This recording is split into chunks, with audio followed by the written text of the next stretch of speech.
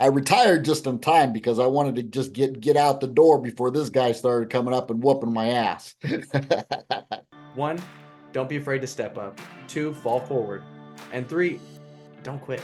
Right? We only have a certain amount of time on this earth. Spend it wisely, and don't waste your time doing things you don't want to do. Learn to say no. Focus on you. Get yourself right. Once you are right, then you focus on helping others get right. Gentlemen listening around the world, today we are super stoked and excited. Coach Aaron and myself on the Ultimate Man podcast are here with a guest that I haven't had the blessing yet to quite meet, and I'm looking forward to hearing more about. Coach Aaron and this gentleman have had a relationship of working together before, but I want to invite listeners right now who are businessmen. Tune in and get your notebooks ready. Listeners who are UFC fans, you're going to want to get right on the edge of your seat here. Fathers, you might get some fatherly advice from this gentleman because he is the father of a 19-month-old daughter. And military enthusiasts, people who are in the military, you're going to understand a lot of the lingo. You're going to understand a lot of the mindset. This gentleman here is coming to us with experience. And one of the things that drew me into this episode the most was not only is he inspiring, he's got YouTube channels and Instagrams, but he just went after one of the records for the Guinness Book. And that was super, super intriguing. And Aaron knows this gentleman personally. He's got a ton of information that he's going to bring us today. So gentlemen around the world, get ready. The main event of March is here. And our guest today is DeShawn. And if you hear us say DeShawn, it's because people know him differently. His mom uses DeShawn. That might be reserved for family, but I might call him that too just because I want to feel family today. Welcome to the show, Young Guns, War Daddy, DeShawn White. Ultimate Man Podcast, let's get started. Coach Aaron, how we doing today, brother? Doing awesome, brother. Glad to be here with our young guns, DeShawn, man. So yeah, it's been a pleasure knowing this guy, man. We've been knowing each other for probably about, I don't know, 10 years, give or take. And I originally met DeShawn. He came and trained at my UFC gym where we're doing some Brazilian jiu-jitsu, some kickboxing, some strength and conditioning.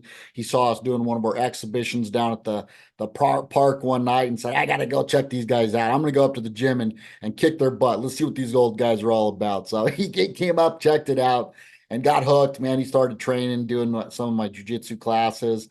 I remember holding the mitts for him. And he's one of those guys that like he steps your game up. You know, as coaches, we like to like always have those students and members and stuff that challenge us and take us to the next level too.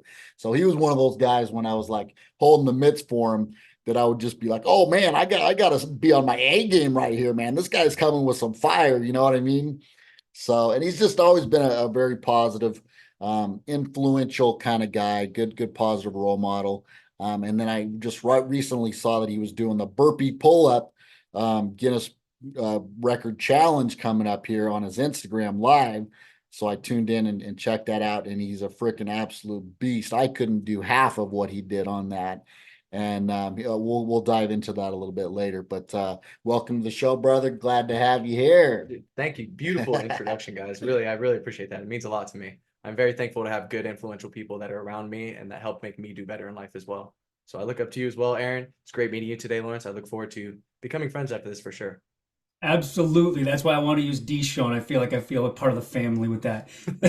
That's great. And again, there's two things that just kind of came off the top of my head when I heard, as we were talking in the beginning, the nickname Young Guns. I got to find out where that came from. Coach Aaron, you gave that to him? Yeah. And I mean, it just, well, you know what, where I got that from, actually, someone called me Young Guns a long time ago. I went out to this like private dinner and there was some bigwigs there, like Don Fry. You remember Don Fry? Absolutely. He was there at this dinner that we had in town. And then also some like other big like professional wrestlers at the time. And I was kind of like starstruck and stuff too. So anyways, there's a whole long story with that.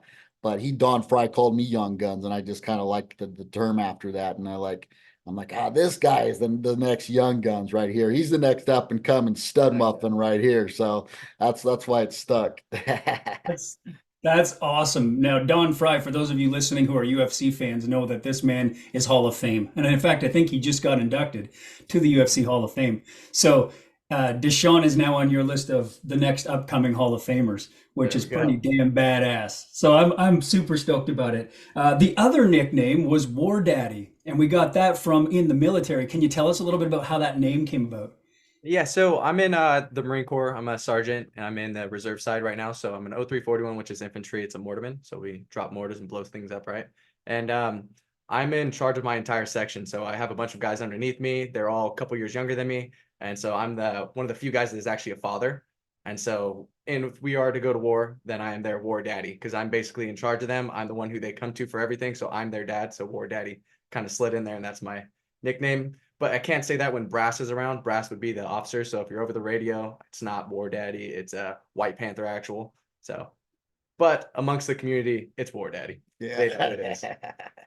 That's so cool, man. I love it. It sounds so legit too. And again, it's one of those things where we hear the word daddy. It sounds kind of, it's been used in so many other Who's your contexts. daddy? Who's your daddy? Yeah. Right? Yeah. So yeah, it's like, how did War Daddy come? I don't know. So listeners who are listening in, obviously, we're going to have some fun here today, but we're also going to get some nuggets of golden truth. So making sure you're making your notes down there. Coach Aaron, I think we want to start just to kind of find out a little bit more about DeShawn's UFC interests and things like that, because we talked about the fights that were coming up. We had O'Malley and Cheeto Vera that were on the last pay-per-view, and we made some predictions. I think we had both gone with O'Malley to end that one. I'm pretty sure that was our prediction the first time around. And it turned out to be that is what happened.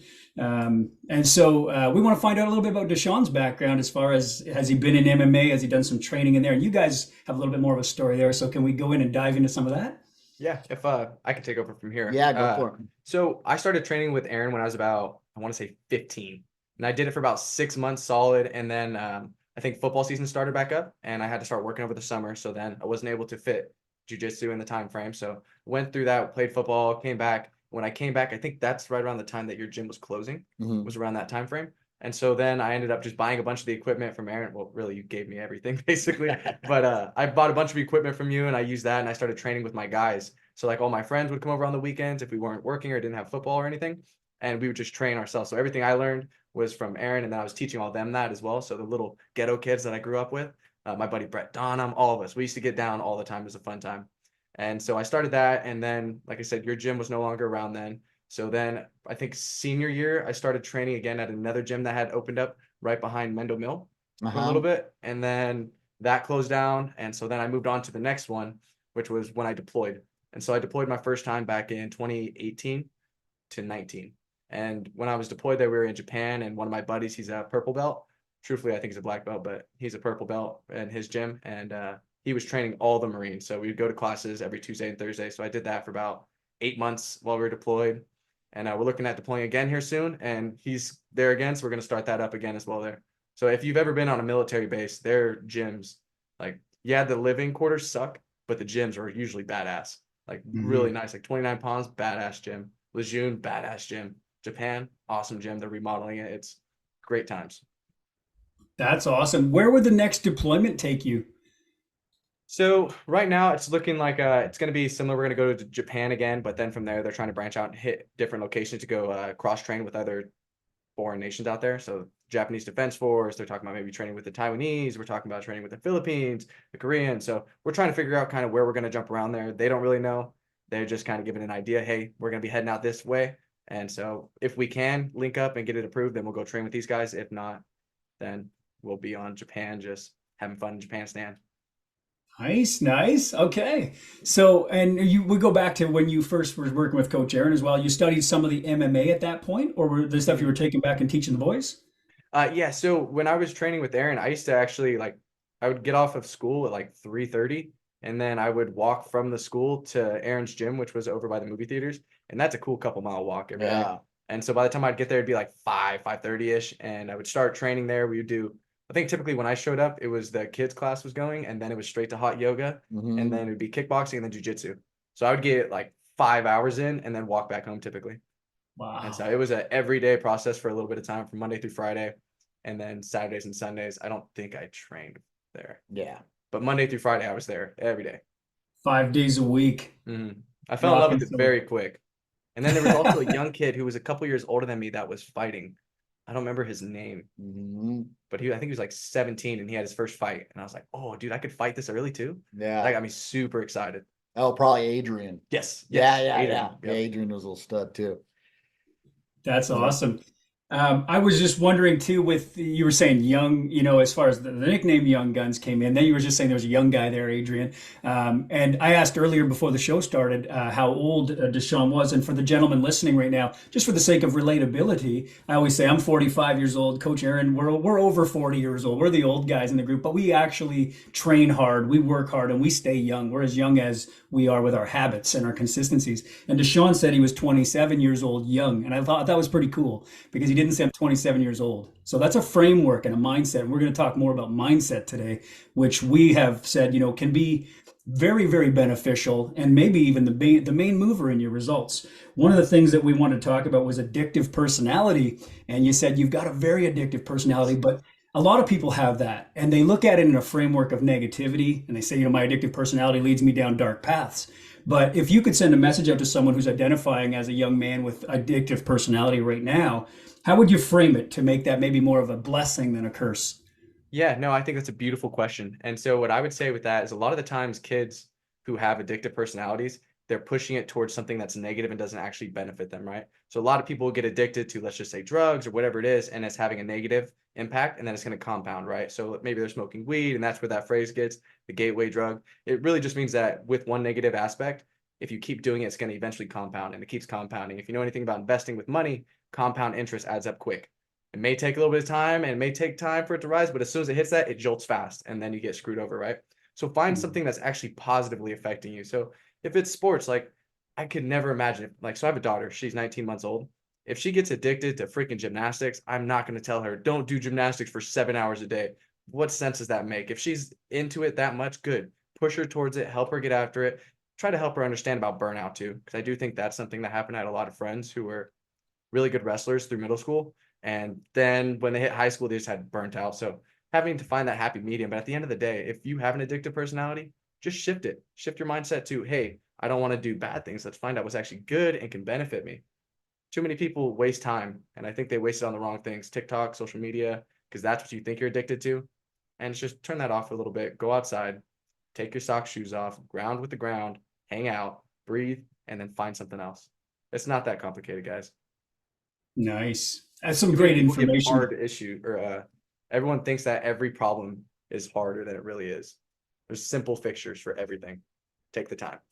I love that. And I love that you kind of touched on a lot of the biohacking and things like that, because I know that's something you're a proponent of as well, as advocating for that natural light, that grounding, and a lot of those things that people are just taking for granted. It's available, it's there, and we often either don't think about it or overcomplicate this process a lot. Which is part of it. So I wanted to frame that though, because I think that's really important for our listener base. And we said younger individuals, but it does happen at older ages as well. Like midlife, people deal with these addictive personalities, and it can be an absolute attribute.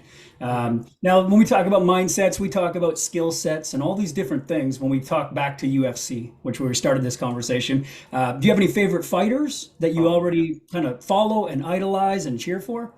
Yeah, so favorite fighters that I would have, Max Holloway. I love Max Holloway. Just every time he gets in there, it's a dogfight. Poirier, I love Poirier as well. Yeah. It's a dogfight every time. Hell yeah. It's just very entertaining, but it's not just so much of like their fights that I like about them. It's who they are in the outside world. They're just very good people. Like Holloway's a really good person outside of it. He donates money. He's just a good guy overall. He sends a positive message. Same with Poirier. I really like Kevin Holland because that's one of those dudes that's just down for anything. Yeah. Hey, call me, I'll fight. Call me, I'll fight. That's the kind of guy I like. He's not worried about going for a belt and just worried about fighting once a year to keep his money up and keep his fan. Nah, he's just like, dude, let's get it. I'm in this fight game to make money and have fun and make fans, and everybody loves him for it. So those two are probably my two biggest favorite fighters right there. I liked Conor just because he brought a different aura to MMA. He brought this whole talking shit, getting everything crazy and publicizing it and making it bigger than it is. So I like that because that brought a lot of viewers in. So we always talk about with UFC favorites. We like to ask this question because we find that every time we ask that question, I've asked it to Aaron, and then he's asked it of me. We've asked it of guests in the past, and every time we find that their favorite fighters, usually 3 or 4 different guys, they all share the same characteristic that's very often in alignment with themselves as a person. And so Aaron has this kill or be killed straight on, let's get it done fast attitude. He loves it, right? let's go hard. And most of the fighters he aligned with were all aggressive striker attackers, and it was so in line with him. And I pointed that out, and he was like, "Oh my God, I didn't realize that." And then we thought about my favorite list, and it was all tacticians. It was science based, and it was everything. So when you listed Holloway, Poirier, I was starting to think this guy's a striker. So DeShawn likes the striking game. And that was the first thing that came to mind. But then you talked about the dogfight in all of them. And I was like, maybe it's not so much just that, it's their willingness to go to war. And I was like, well, that makes perfect sense. That's in alignment with this, obviously, what he does and what he loves. And I was like, these, mentioning Holloway and Poirier, both of them have been in some big round wars, whether it be 3 or 5 rounds, they've gone and they never, ever back down. And like, that sounds like, again, personality trait that's much in alignment with DeShawn here. And then he mentioned Kevin Holland, and I was like, well, there's another guy who's willing always to go to war, but he's also ready on, the call of the spur of the moment. You can call on him. He's a reliable man, and he's always willing to do what it takes. And he's very entertaining. So I was like, is there an entertaining side of you as well? You like to be funny and entertain the crowd?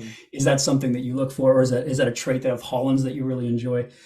So what do you think about that as far as DeShawn, knowing yourself, obviously? Are those fighters all in alignment with who you are as a person? It's very funny that you said that, because as soon as you were speaking, I started putting it together in my head. I was like, wow, that is exactly correct, actually. Yeah. That's why I like them. They have that dog in them. When it gets down, they're going to bite down on their mouthpiece. They're going to get after it. Holland's an entertainer. Like I was saying before, McGregor, he understands that use his mouthpiece to get what he wants, and that's what he ended up doing to make all of his money. And I understand that, and that's what I'm trying to start doing now. And it all makes sense when you said that. It all does align. I do agree with that wholeheartedly. So crazy, right? We become fans of ourselves, but we do it through an external source, right? We watch these guys and we cheer for them, and we want to feel the victory with them because they're so in alignment with who we are. It's like we win too. That's pretty cool. This past weekend, we just had the fight with O'Malley and Chito Vera, but we've also got another one coming up, which I think is going to be something we should definitely talk about. And it's Poirier versus Holloway, right? 2 of DeShawn's favorites are about to go down for the BMF belt. Well, no, not Gaethje versus Holloway. That's right, Gaethje. I'm sorry. Yeah, right, that's right. Too. Yeah, Holloway is on that show, though. He is fighting on that same card. I'm pretty sure. I was watching the press conference. Holloway versus Gaethje on that one, isn't it? Yeah. Holloway versus Gaethje. Poirier just fought in the last one. That's right. I'm mistaken there. Poirier is the one that was. I'm very happy about that, by the way. I'm still mad at the French for pulling out of both world wars. So USA in the show, when he knocked him out, I was like, let's go. Because Saint Denis was seen as a rising talent, and I mean, he was kind of a silent in the background. It wasn't like superstar level notoriety, but man, his record was speaking for itself. Yeah, and he's legit. He's got a lot of potential in the future. I think they might have rushed him up a little quick, but at the end of the day, good. Because if anything, he's gonna do one of 2 things: he's gonna learn, he's gonna grow, or he's gonna shelter and he's gonna cry. So hopefully he learns and he grows through special forces. I assume that he's gonna go back to the drawing board, look at everything he did wrong, start to correct it, and start studying all the people above him now and take it a little bit more serious. Because when you're in this winning streak, I think too many people think that, oh, I'm a god, I can't die, I can't get shot, I can't lose, until you get your Achilles tendon hit, and now you're like Achilles and you lose. Everybody's got a poison. Yeah, that adversity becomes where you really test the man, right? And find out, where the champions really are. A lot of guys, that first loss is the end of their career. They just can't come back from that first loss. So this will be a great test for Saint Denis to see where he can go. Obviously, you would have been stoked about Poirier pulling that off with that knockout victory. I was jumping up and down, going crazy. Love it. That was good. Right on. And they're talking about maybe setting Poirier up with Makhachev next too. Yep. Right. What do you think? What do you think about that? I think that the freaking Dagestanis, man, their wrestling is very good. And I don't know if I do not want to shoot down my boy Poirier. I love Poirier. If they stand and trade, Poirier wins. But if they go to the ground, I think that's where Islam's going to take advantage. And it's very similar to what like Umar Nurmagomedov did. He was getting clapped up, standing very fast. Like, yeah, nope, I'm just going to go to my advantage and win. And that's all they really have to do to keep winning until somebody can combat that. So hopefully, the Bo Nichols coming up that are really good at wrestling can combat that to where now you have to stand and trade because we're too even on the ground. And that's what I think they showed a nice little chink in Islam's armor when he fought against Alexander Volkanovski the first time.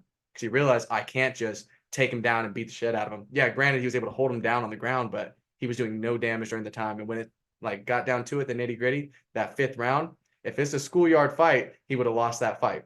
And if it was like, there's no time limit, you're dead, buddy. So I definitely think there's chinks in their armor. Poirier wins if they go standing. If they don't go standing, Islam, I think, is going to take that one long term. Yeah. That's the beauty of this game too, right? The whole martial arts and the mixed martial arts is that you can take a game plan and a strategy, and it's your job to implement your strategy to the best of your ability. And most guys who dominate in one specific art, if they can get that to work for them, they come out victorious. But if they're struggling to get that to work, and like you said, Bo Nickel, who counters that and puts up a challenge, would be really interesting to see, because now you're forced into another art form to try to gain an advantage. And it's like that's where the well-rounded artist comes together. Yep. So I just love the sport. I think it's so exciting. But when we go to this BMF title, is Gaethje one of your top guys? I mean, we're talking about a guy who's willing to get in a dogfight. He's been in. They call him the human highlight reel. Yeah. You know what I mean? Is he one of those guys that makes the top 5 for you? Yeah, I love Gaethje. Now, depends on if we're talking about like top 5 overall ever, or if it's just like top 5 that I'm gonna watch their fight regardless. I don't care who else is on the card. Like I'm gonna watch it. I will always watch Gaethje's card. There's always gonna be something crazy going on there. Him and Poirier, the most recent fight, that was awesome. That was sad because I love Poirier, but awesome to watch. And it's cool too. Like I like seeing people that lose and then come back from it greatly. So when Poirier came back, I was juiced, man. I think that's a beautiful thing. His comeback to it. Gaethje, I'm definitely excited to watch him fight Max Holloway, because Max has never been knocked down, and Max is that dog. And so very interested to see. I think if Max makes it past the first 2 rounds with him, then I think Max can take it, just because when it gets into round 3, 4, 5, he doesn't stop striking. His striking is just insane. He'll throw 10,000 punches and still be standing there. So as long as he doesn't get knocked out within the first 2 rounds, I think he'll take it. That's my prediction. That's a great prediction too. I like that. Coach Aaron, have you got a prediction on the Holloway I'm and going with Gaethje? Gaethje on this one. I love Max as well, but Gaethje's just freaking vicious, dude. Well, Mhm. they're both vicious. It's so Yeah. hard to say, but if I had to pick, I'd go with Gaethje. Oh, I love it. That's great. And so you guys are on the opposite end of the decisions here, and Yep. and I'm not much of a tiebreaker, but there's a lot of pressure because I see both sides of those arguments, and I agree with both of you. There's definitely that long-term game for Holloway. He's got like the strike percentage record of all time. I think he still holds that. That's hard to beat. A guy who can stand there for 5 rounds and keep throwing that volume. Gaethje, though, is that one-punch knockout artist too. So man, it's interesting. But I think if it had to go long term distance wise, which I think it will, I'm going to go with Holloway as well, just on volume. But man, it is going to be fun. That's going to be an awesome one. So, guys listening to the show who love UFC, you're going to want to tune into that one. Get in our comments section and let us know what your predictions are as well, because we'd love to hear from you. So that's awesome. Coach Aaron, anything else on the MMA world and the UFC stuff that you'd like to ask of DeShawn today? No, I think that's good, man. I got so many other questions I want to dive into. I want to like get Yeah, going on some other stuff too. totally. Let's jump into some of the burpee challenge, the burpee pull-up challenge that Deshawn just went through. He was attempting the Guinness Book of World's Record for the burpee pull-up, which is freaking insane. And the current record is like 573 or 9. What was Yes, it? sir. It's 573 is the current record. Yeah. Supposedly there's some other guy that beat him in Salem, but his record hasn't been approved, so that could be for a lot of rules. If you didn't know, the Guinness World Record, it's got a lot of very strict rules on how they deem if it's record breaking and whatnot. If you want to pay somebody to come out and watch it from the Guinness World Record, it's like $16,000 a day. Whoa. Something outrageous, but they're very strict on their rules. And so you have to have like 3 different recordings. You have to have a whole playbook. You have to have a certain amount of personal trainers there watching whatever you're doing.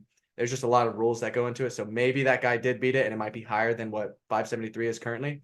Either way, I definitely can beat it. I tied it 4 months prior. What ended up happening on this one is, no excuses. The man I was that day was not the man that was meant to beat it. I think I was meant for a comeback story. So it looks a little bit better and brighter on me. I'm very excited to come back and show that I can fight adversity. So that's not a problem at all. I'm not deterred. What happened through it is around 100, I ripped my hands.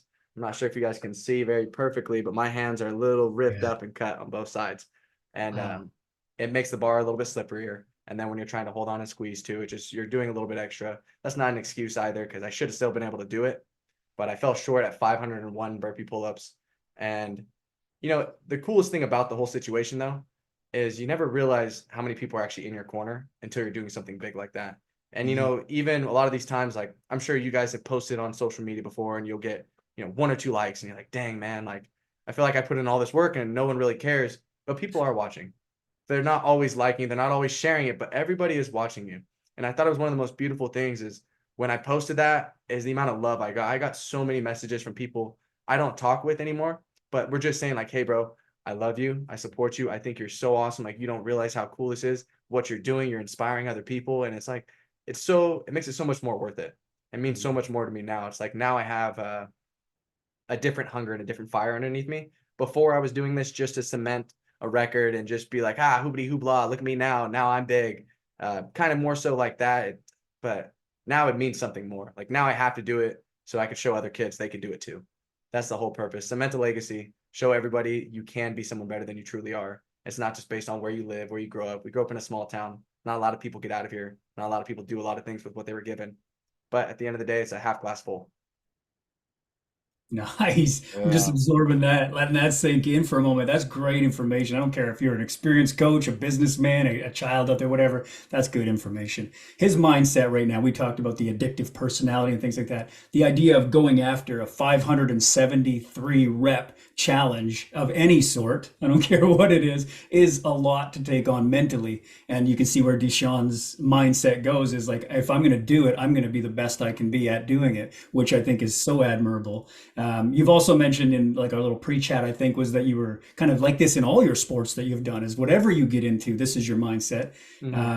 When you went into this knowing you could do 573, you had already performed it once, you said, to show yourself you could do it. And on this given day, like you said, the hands tore up and the blood and whatever else got in the way of your performance a little bit.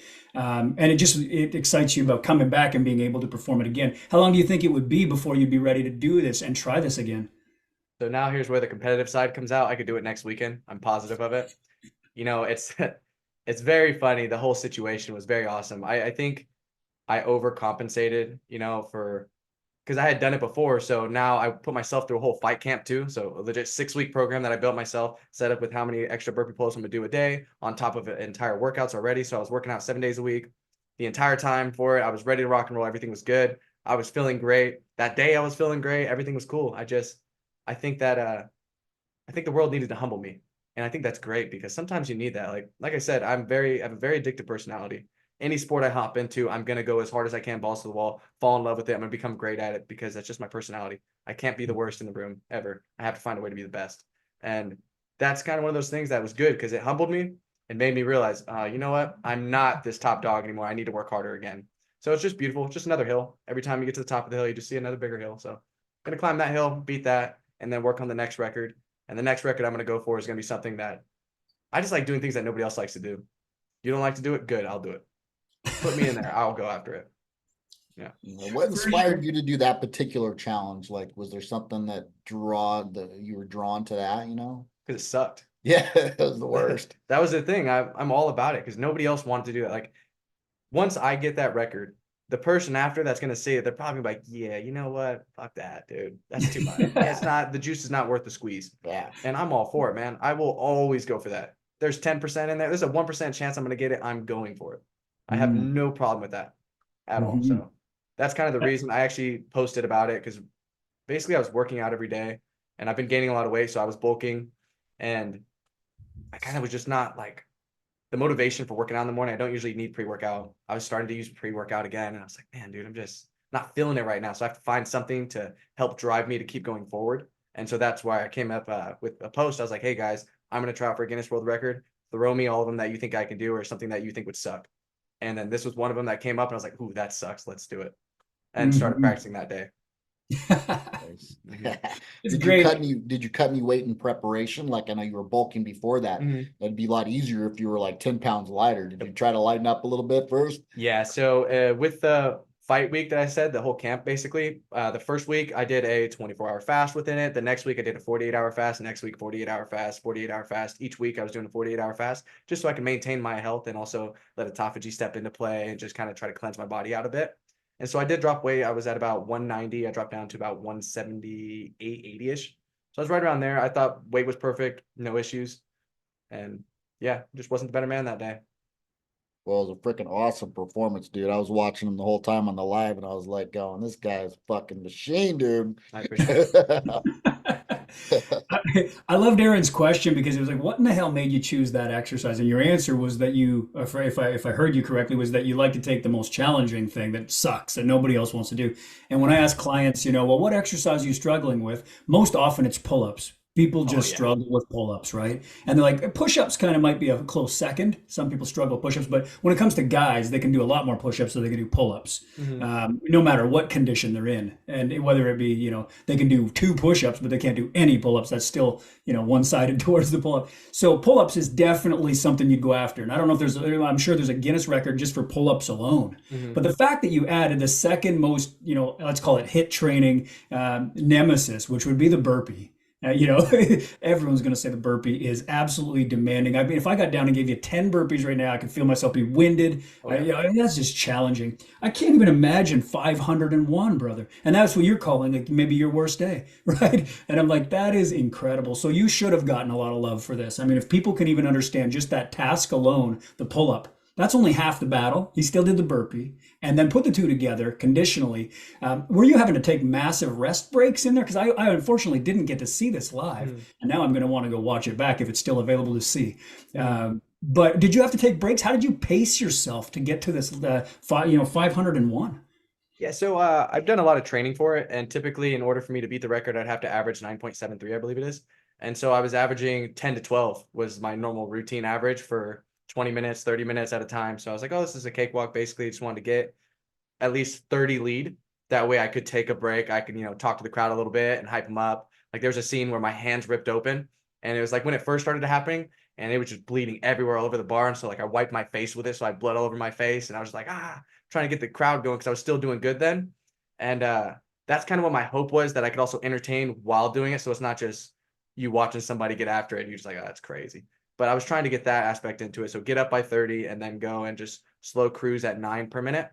And that way I could take a quick, 4-second breather at the end of each, sip some water, grab some chalk. And yeah, it didn't end up working out the way I wanted it to. But that's the plan, is typically you can take a break every 10 minutes for about 15 seconds. Very cool. That answers my question, and it gives me a little bit of a remnants to what we talked about earlier. I just heard Kevin Holland come out there, Hmm. right? The entertainer. In between sets, he got Yep. up and he just went and taunted the crowd and talked and entertained the crowd. I was like, I wonder if that entertainer's in this guy. And you answered that perfectly right there. So that's pretty cool, man. I'm looking forward. Is it still available on Instagram to go see? Yes, sir. Wolf of Gym Street 10. All my posts are on there. It's going to be under there. It's going to be me and the short American flags getting after it. Very cool. You said Wolf of Wall Street 10? Wolf of Gym Street. Oh, Wolf of Jim Street. Okay, Yeah. cool.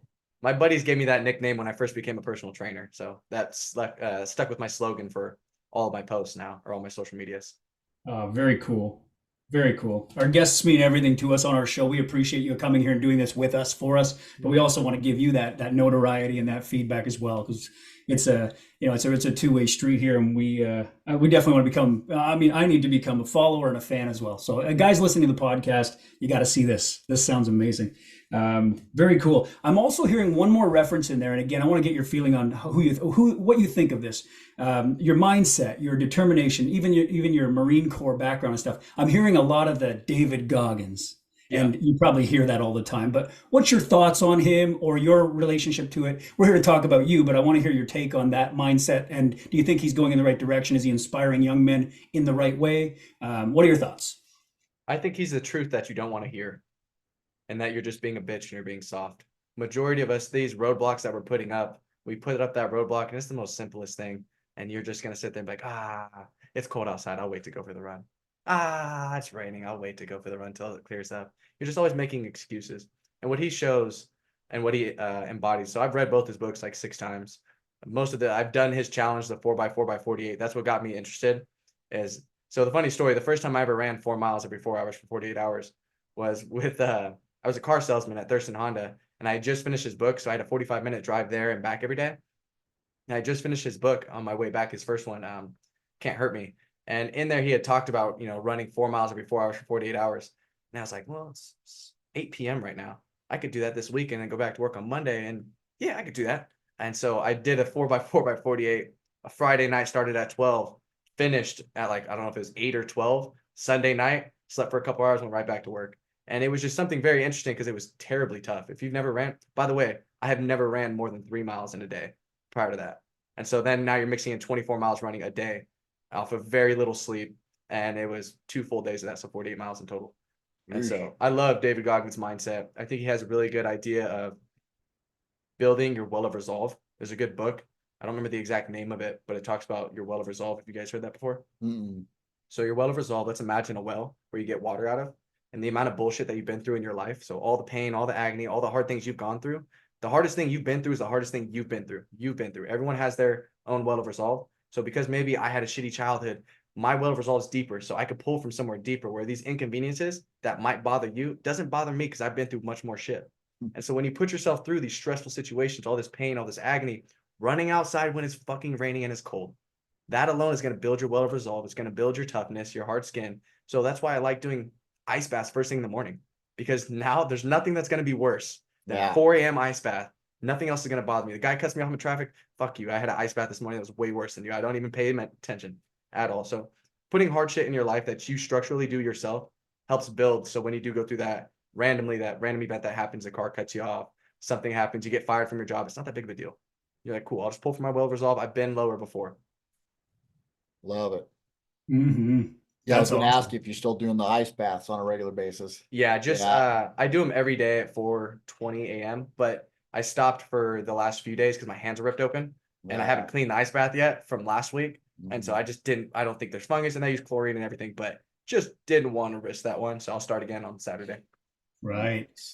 That's cool. And if we can talk about that for a second, because I know a lot of our listeners right now, we're health and we're fitness oriented, and we're coaching mindset. We're doing a lot of things. Coach Aaron and I are trying to get the message across to overall Ultimate Man isn't just about aesthetics, and it's not just about one element of the game. I mean, there's so many different things. And now with the popularity of a lot of the biohacking, ice baths have become, worldwide. Everybody's using them. Everybody's being told that it's the next best thing. A lot of people have read a little bit deeper into the science, and some people don't know what it's for. They just do it because everybody cool is doing it. What are your thoughts? Obviously, you love the ice bath. You use it for mental benefit as well as physical benefit. But at Coach Aaron as well, you can kind of give us your feedback too at the same time. But DeShawn, when you do your ice bath stuff, the protocol, what are your main takeaways out of that? And would you advise all ages out there listening to our podcast use it? So I'm gonna rephrase one thing. I do not love it at all. I actually hate it. Yeah. But I pretend like I love it, and that's kind of the biggest thing. So I think Mike Tyson said that one time. Just pretend like you love it, and that's what I do. So I go into it with a mindset every day. There's nothing about me that wants to do that. Every day I look at that thing like, oof, that's gonna suck. Yeah. Every day, and I always find a little excuse here or there, like oh I have to take a photo before I do it. Oh, I have to do this, and then I come back and I stare at that thing like, man, dude, that's gonna suck. But then at the end of the day, you have those days where you're just, hell yeah, let's just get it. Fuck it, let's go. And so at the end of the day, it's a lot of benefits in the aspect of making you do something you don't want to do. So I think that helps translate to the real world. Now, like I'll have a big issue I have to deal with work, but I have 15 little issues. Yeah, I could buff out those little 15 issues. That'll be easy for me, or I could just handle that big issue first. And that's kind of the way I look at it. This is a big issue every morning I have to go through. And it helps me as soon as I get to work. Okay, cool. It's the biggest thing I have to get done today. Let's buff that out first, and then we'll just task out the little things. And so as far as mindset, I think it's very helpful because you don't want to do it. Nobody does. And anyone who tells you they do, they're lying. They're full of shit. Nothing about that's fun. It's entertaining when you have other people there with you do it, because then you can see someone else in misery, and misery loves company. Yeah. So it brings joy to me to watch like anyone that thinks I don't do this, and then I have friends that'll come challenge me, like come hop in the ice bath with me. Let's have one day with me. I dare you. Yeah. So it's a beautiful thing to see. You do like a routinely go to like Blue Lakes, which is this really cold lake and deep lake that we have here, and invite friends to come over and do a cold plunge there sometimes too, don't you? Yeah. So every New Year I do one. The start of New Year about 6 a.m. I like to do it, but lately it's been getting pushed back because the more people we get coming, the more time I have to wait for people. So we've been doing it at 7 a.m. now. It's New Year's every day, 7 a.m. We go jump in Blue Lakes. It's for freezing cold. And it's very interesting to see people, because a lot of people have never done anything like that. And once again, their well of resolve is still full. They haven't been through shit. They've been catered to life. So when they jump in any kind of adversity, you just see their face change immediately. And it's very entertaining. My sister, she wouldn't even get all the way in the first time. She did it for real this time now. And it was just a beautiful thing to see. She's able to do it. And then afterwards, how proud she is of herself. Because that's something you probably never imagined yourself doing. And then you did it. You crossed that bridge. And it's something beautiful to see. I like that. I like that you talked about the accomplishment side of it too. It's not just the overcoming, but it's the feeling you get afterwards. We talk about this with workouts all the time. People say, "I'm not really motivated to do my workout today. I don't know what I'm missing," and they're looking for someone to come and save them, right? And then they do the workout, whatever it is, and they get through the other side and go, "Oh, I'm so glad that I did that. It felt so good." The sense of accomplishment, the release of the chemical to the brain, the reward signal is there. And I like that you said your sister, was hesitant to jump in, but then felt so accomplished afterwards. Yep. I think that's a really important note to make there. When you first went in, because this is great, and Aaron, if you've done ice baths too, when you first went in, guys, what was the time frame that you were in there? Was it like 20 seconds, 30 seconds, or were you in there for 3 minutes the first time you ever tried it? What was your first go? Because any listener who's going, well, maybe I'll give it a shot. How long should they expect to stay in there the first time around? You want to go first, or? Yeah, I mean, gosh, I don't really do the ice baths. I've got this super cold creek that I go into. It's called the Punch Bowl here, and do this little hike down, and it's Oh, yeah. freaking freezing balls too, especially like this time of year. So I'll jump in there, and then now I've built up the resistance to be able to stay in there for like probably like 10 or 15 minutes at a time is plenty, and then I start getting the shivers. And you can there's even some science, I think, that you can get to the point where you get the shivers and then come out for a little bit and then go back in and kind of do some like interval training type stuff with it. But yeah, I mean, even if you can just start out as a beginner and just do it for like 5 minutes is probably plenty, especially if you're on like a full on ice bath, right? Yeah. So, from one of the studies I read, I think it was Huberman was talking about it. He was stating that you get the same amount of benefits doing it for, I think it's a minute and a half or 2 minutes, something along those lines. Don't quote me on this. Sorry, guys. It's somewhere along those lines, but anything past, I think like 2 minutes, it's going to be the same benefits you'd get as if you were doing it at any other. But I always do 5 minutes just to be a little bit above and beyond. So even my first time doing it, like I said, I'm competitive. So I'm going to go above and beyond every time. So they said do 3 minutes, and I'm like, cool. If a little's good, then a lot's better. So I'm going to do a lot more than 3 minutes. That's kind of my mindset with a lot of this. So, Right. So your first attempt was 5 minutes right out of the gate? yeah, I was like, I'm ripping lips. Let's get it. Okay. And Aaron, you said you jumped in the lake, which is super cold as well, but you were doing about 5 minutes as well.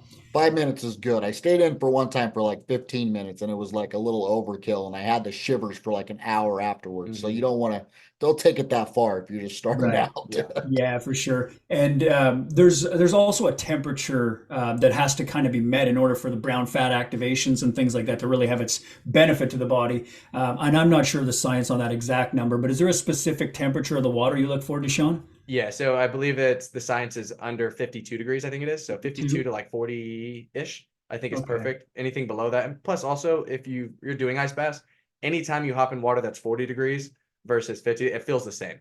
Now Mhm. 32 with jets and like that, that's different. That's not fun at all. There's nothing cool about that. That just sucks. But as far as like the 40 to 50, it's not a big difference. You'll be Right fine. on. But yeah, under 52, I believe, is where the brown fat cells start activating. Perfect. Yeah, I was thinking 50. For some reason, the number 56 or 57 was in my head, but 52 sounds great. They're cold no matter what. And like he said, it sucks no matter what. It's never something to look forward to, but the result, the accomplishment is awesome, Mm. which is really cool. And I think that ice bath also leads me to the topic of you're going to be submerged in water. And gentlemen listening to this, Coach Aaron and I are on you about hydration.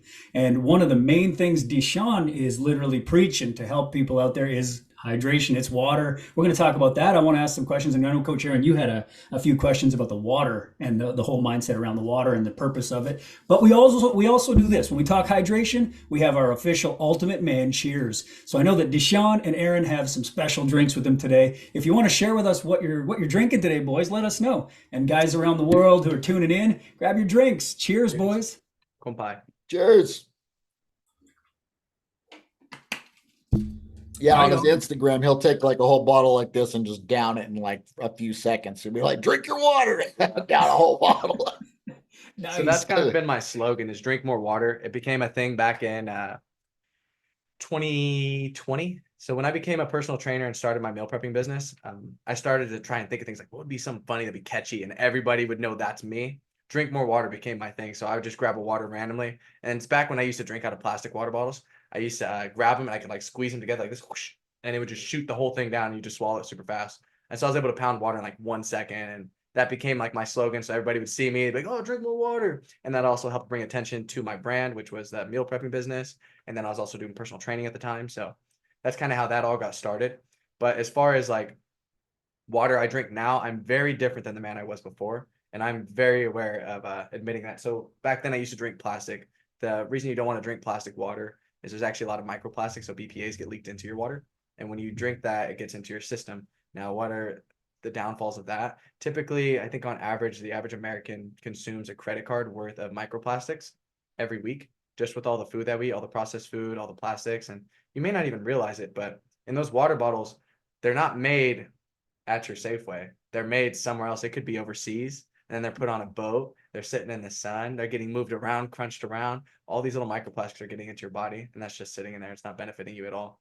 So same with like a lot of soy, all this, I'm very aware of it and I stay away from all of it. So plastic water bottles, avoid those. If you're going to drink any kind of water, you want to try and find any kind of spring water that has natural minerals in it. When you get purified water sucks because of the fact that, like, how do I word this? Imagine a newly, freshly single girl, right? She goes to her first party. She might be that girl that's going to go talk to this guy, go talk to this guy. And what that is imagine purified water going down your stomach and it's grabbing all the minerals out of your body because it doesn't have anything to hold on to. So it's going to grab those minerals and pull them actually out of you and leach it from your system. So that's why you don't want to have just purified water. So a way to counter all this is you get your own spring water, or you do like me, you filter your water, goes through reverse osmosis, and then you take that same water, you let it sit in the sun for a couple days. That way it kills everything inside of it. Glass bottle, not plastic, so it's not leaking anything. And then from there, you're going to put Celtic sea salt in it. The reason you put Celtic sea salt in it is Celtic sea salt has naturally 84 minerals within it. And so that's going to help, one, keep you hydrated. So when you get like salt into your body, it helps retain the water. And it's also going to help it digest throughout your entire system. So that's why you drink water with Celtic salt. If you're going to have purified water, use some Celtic sea salt. It's like $5. Goes a long ways. You don't need a lot, just a little sprinkle. Nice. So that's what we're drinking out of right now. And you could taste the difference. If once you drink one of these and then go drink a plastic water bottle, it's night and day. You're like, ugh, what are we, peasants? Right. One question off of that right away. Is there a difference between the pink Himalayan sea salt and the Celtic sea salt? Yes, sir. So pink Himalayan's cool, sea salt as well. There's a couple studies and they go back and forth. So it depends on where you're reading off of. So if you read Google, it might tell you something different than if you're using DuckDuckGo or if you're using Brave or whatever website you're using, even using ChatGPT.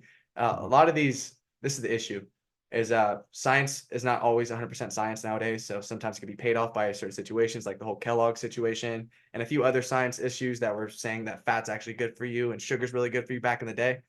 There's issues with this, right? So from the studies that I've seen, Celtic sea salt's better than Himalayan sea salt in the facts of the actual metals that don't get leaked into it.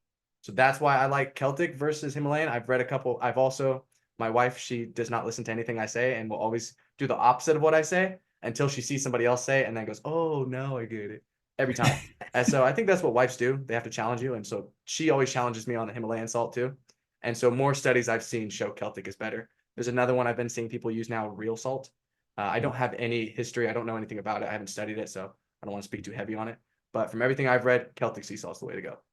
Cool. I've read the same thing in regards to the trace metals that are showing up in some of the pink Himalayas because of the countries they're coming from. I think is where they're kind of saying it's in the soil, it's kind of in the ground in those countries, and it's just a trace metal that's coming in.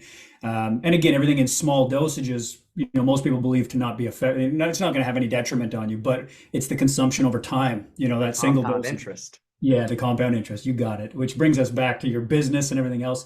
I know, Coach Aaron, you got questions in regards not just in the water and salts, but also in the business aspect as well. And so for some reason, my notes just disappeared on me. Yeah, so we got another analogy guru here. I like the analogy of the girl going to the party. He's another guy that loves analogies, Coach Lawrence is. That was a good one. That was a perfect example. I think it helps people hold on to it. Yeah, Now there's a story attached to it, so now they're locked in. Okay, cool. They will never forget that. Absolutely, man. I was feeling it as soon as he was like, okay, well, try to picture it like this. I was like, oh, here comes an analogy. My favorite. Like, let's go. It's literally, yeah, it's how I teach. Literally, all my clients, when I get things through to them, it's like, and you know, you said about your wife, and for guys who are listening to this going, my wife's exactly the same. Like, I think, you know, DeShawn was saying, it's almost like their job to challenge you and to not believe you, but the same information coming from Coach Aaron or myself might be like, oh, that's a genius idea. And you've been saying it for years, right? So all the time. You can let let them listen to our podcast. We'll probably reaffirm what you're already telling them, and they'll listen in. So DeShawn's information today is so valuable to all of us, and I love that you used an analogy there because, like Coach Aaron said, it resonates a little bit deeper when you can kind of picture that happening inside the body, which is super cool. And I So didn't know that about the Himalayan versus the Celtic either. So that's something new that I learned today. So that's kind of cool. cool, I have yeah. like I a had heard personal about it, but I thought with your background and like you've dove into it a little bit more, and I thought you'd probably have some reaffirming belief on that as well. And I like that you pointed out too.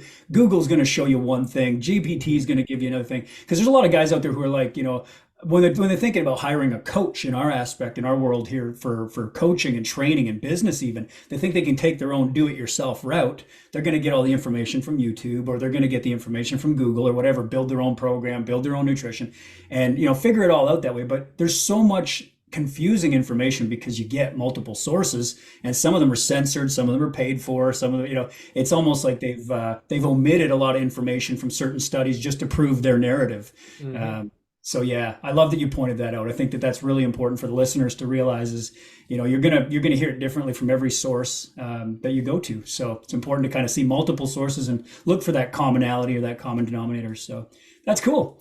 We're all using Himalayan salt or Celtic sea salt, and now we're understanding there's a slight benefit to the Celtic side of it because of those heavy metals, which is important. Our Yeah, health I is have I did a presentation, like I was saying, for the Rotary Club. So I have a full PowerPoint presentation that has written out information in regards to, I want to say Celtic sea salts in there and the Himalayan. And there's an actual, I tied studies back to everything at the end, just because people are all fact driven. And I think that's, good. Now here's your proof of where it came from, Harvard or wherever, Stanford, like places that are usually pretty reputable, I would assume. And so I could send that to you guys both and you guys can go through it. It has all kinds of information laid out there.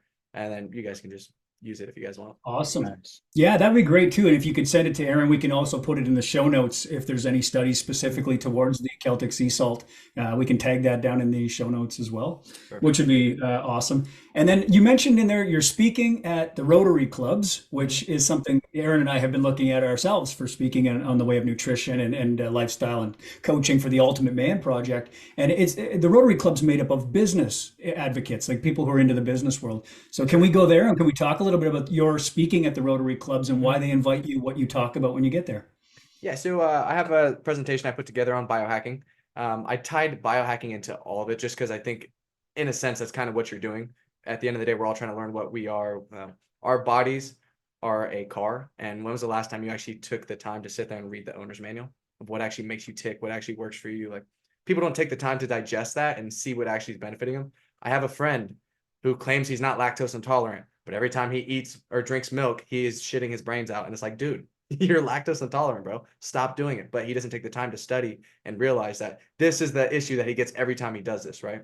So in a sense of, that's what I'm trying to preach to people is like, hey, take the time to study yourself. Try this. If this works, great. If it doesn't, hey, here's the studies of why I put it in here and I think it's beneficial for you. And a lot of the people that are at Rotary clubs are typically older, they're business owners, and they're all kind of connected, right? And so that's why I like going there, because the older generation is the generation that's going to be retiring soon.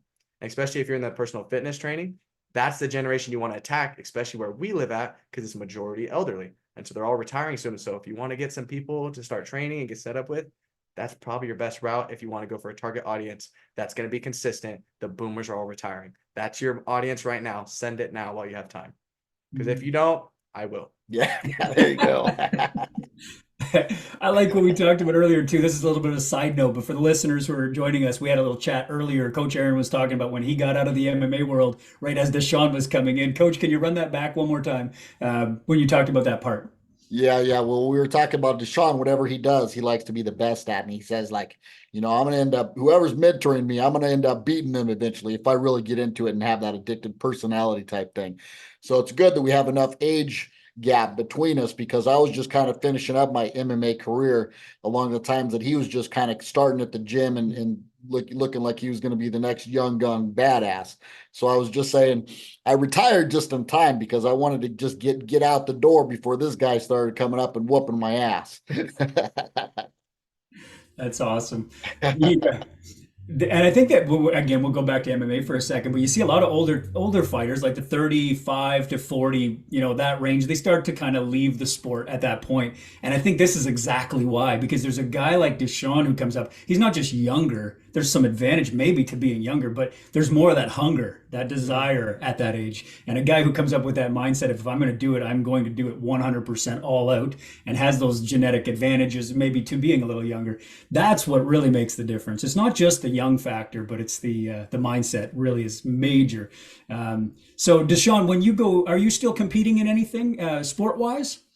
So right now I'm becoming a hybrid athlete is what I'm shifting my body towards. So typically, if you're going to be lifting heavy, you're going to go body builder route, or you can go into the people who like to run a lot. You could just your body's going to mold depend upon how you work out. I want to have a hybrid body. And what I mean by that is I'm trying to be, oh man, what is his name? I'm losing. Okay, I'll remember. Cameron Haynes is very similar too. He has a hybrid body where we're increasing our weight, so we're doing lightweight, high reps. But then Mm. also after I'm done with this insane workout, I'm gonna go run 10 miles. So I'm trying to get into that. So I'm doing Spartan races. I have a Spartan race coming up in 2 weeks. So I'm trying to attack that, and I also want to see if I can make a run at going to. They have it's like playoffs. I didn't even realize this was a thing. But if you get first place in a few rankings, you can go to Saudi Arabia and you can become a sponsored athlete. So that's a route I'm looking at right now, as well as attacking that. I'm going to go for more Guinness World Records. So those are kind of my competitions. I was doing pickleball. I was playing competitively for a little bit. I took gold medal in like a 3.0 and something I was doing, but it just takes time. And I Mm. think one of the issues I have is I don't have a lot of time anymore. And it's all based on me, but all the things that I'm working on take up a lot of my time, and I have to spend time with my family too, which is one thing that I do leave on the back burner sometimes. So it's something I got to work better at. And that's what I'm trying to figure out, is how to alter my time to get towards what I want, which is the hybrid athlete style. Want to become a sponsored athlete. I'm going to become, is a better way of wording it. And Mhm. it's more Guinness World Records. I want to cement a legacy. That's amazing. You got a hell of a vision for the things you're going to be doing. And of course, we always talk about setting goals and having them in place so you know what you're looking to achieve, not just, throwing hopes out there, but actually having a plan and structure. There was a question I wanted to ask you in regards to your upcoming, desires, I guess the things that you are looking to set, your goals that you've set. And you were talking about the business side of things, but there's also some politics you were talking about potentially Mm-hmm. getting into. What's the ambition there? Where's that background come from? So here's what we hear everybody say, right? And I was the same person, is, oh, we hate California. The politics are getting so bad. Oh, we hate this. Look, we can't do this in our town. We're getting da da da da. And what do? They leave. So that's the issue, right? You're just leaving. So, and that I was on the same mindset. We're looking at property in Arizona. We're looking at property in Texas. We're looking at property in Puerto Rico. Like, we were looking to get out of California just in general. And I got sick and tired of that. It's like, dude, but this is where all my support's at. Why not switch that over? And since nobody else wants to do it, once again, I'll do it. And so that's the way it kind of boiled down to. And I've been talking to a lot of police officers. I talk to a lot of people. My job is I do sales. So I talk with business owners all day. And so I seem to have the same mindset as a lot of them. And they're on the same boat, like, oh man, I kind of want to get out of here too, kind of over it. But maybe I can help shift that, and at least I won't be bought out. That's something that I think is very important with politics. I can't be bought out. I'm going to have my own businesses running here soon. They're already in prototype phase. They're going to be making money. I don't need other people's money. I'll be just fine running it myself. And I think it's something that not a lot of other politicians can say for themselves. That's cool. So that's the Coach politics Aaron? side. Coach Aaron, any questions or thoughts on that? I just wanted to look. You were talking about some startup companies and stuff, and Mhm. I wasn't really familiar exactly what that all entails and what they're, if you want to dive into a little bit deeper about what you're Of got course. going on with that. Yeah, so right now I have two startups I'm working on, and one of them is it's in prototype phase. I have a patent going on it right now. It's a way to reseal cans. So I don't know if you guys drink energy drinks. I do. When you have an energy drink, a lot of the time you pop the can and you start to take a sip, right? But what happens when you set it back down is I, for example, do sales, or I'm working out, or I'm doing something. By the time I come back, the carbonation's gone, or maybe a bug got into it, or just in general, there's always something happening. Like, it's gonna just leak out the carbonation. It's gonna get warm fast. What if I had a way to reseal that after you popped it? And so that's what my business model went into. It started with my daughter, because I would have like a carbonated water or something on the counter. She would reach up and start trying to reach her hand in there, and I was worried about her cutting her finger. And so I found a way to, like, I wonder if there's anything that I could buy that could just reseal this. No. I was like, oh, well, guess what? Problem. Here's a solution. I create a solution. Now I have a business. That's how you Mhm. start a business. Find a problem, create a solution. Now find a way to monetize that and sell it. And that's exactly what we're doing right now. So going through that right now, it's a work in progress. It takes some time. If you've never prototyped a business before, it's never done the first time. It's going to take 7 or 8 iterations before you get an actual product that's feasible to sell. So that's one product I'm working on. The next one is we have a website we're putting together. It's going to include clothing line, which is going to be kind of target audience is going to be the military and fitness aspect. So it's going to be mainly military though. And I'm doing it with a bunch of my military friends. So we're still in startup phase with that one, which we don't even have a website up or anything yet. So we're just getting that going right now. But that's something that's been taking a lot of my time lately too. That's a great idea with the water, having a sealed thing over there, and that just came to you like by time trying to protect your girl. Yeah, that's a great idea, bro. That's amazing. There's the thought of fatherhood there. The protective dad steps up and needs a solution. There's the entrepreneur who steps up and goes, I could turn this into something I could sell. I mean, it's amazing how your mind functions. It's so admirable, man. I love it. It's so great, DeShawn.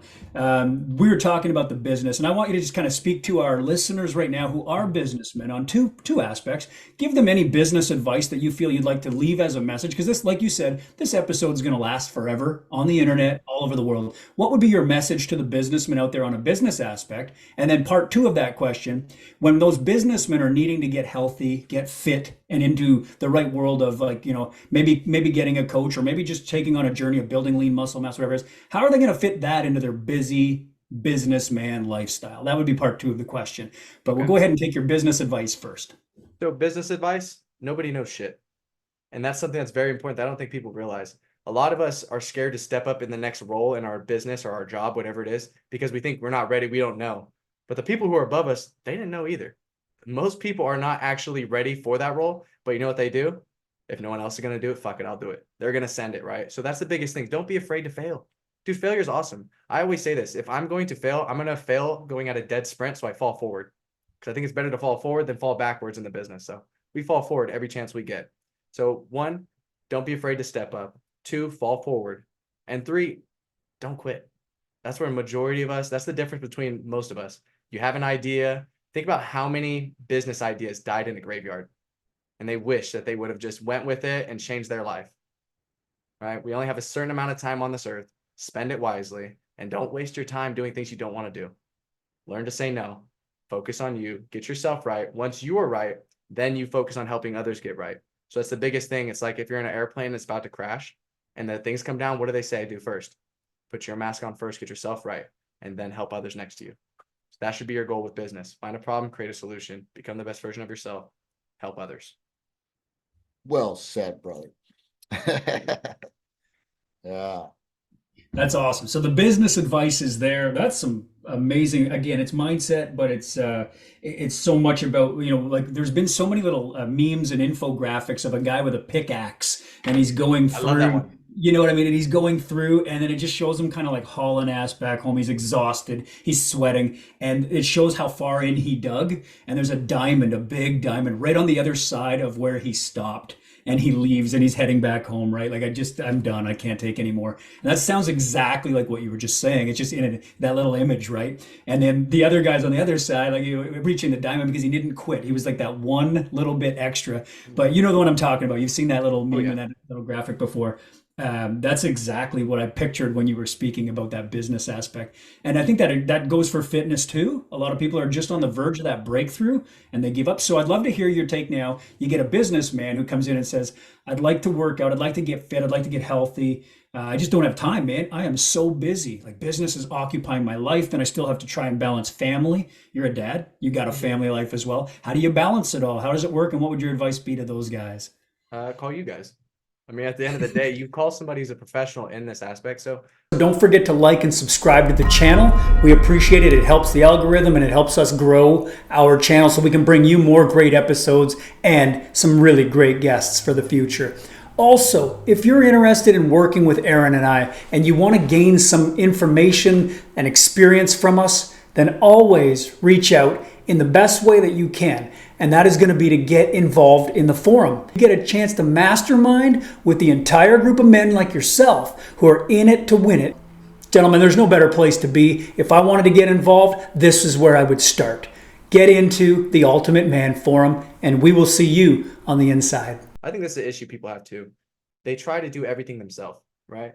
And I have the same issue because once again, like I said, I'm competitive. So I thought I was going to become a prototyper too. I was going to learn how to prototype my business myself. I was going to learn how to 3D print. I was going to learn how to do a whole CAD 3 model. I was going to learn how to write a business plan, get all this by myself. And I started to do all that. And I realized this takes a lot of extra time that I don't have. And it's going to be worse than if I was to just pay somebody who's already professional in it, knows how to do it, can get it done in way shorter amount of time. Yeah, you're paying that upfront investment, but you're going to get a better ROI out of it because now you don't have wasted time. Now your time spent elsewhere on what matters truly, which is making memories with your family and your kids. So yeah, find a personal trainer, but find somebody that you trust and have ideas that like are equal on, right? So what I mean by that is like, we're all into the fighting and fitness. That's awesome. So now we have rapport built up automatically. If I needed a training coach, I would call you guys because now I know that we align on certain ideas. So that'd be perfect because now we have more to talk about. Now I'd be more interested. Now I'm looking forward to go training with you too. So That's great. Yeah, absolutely.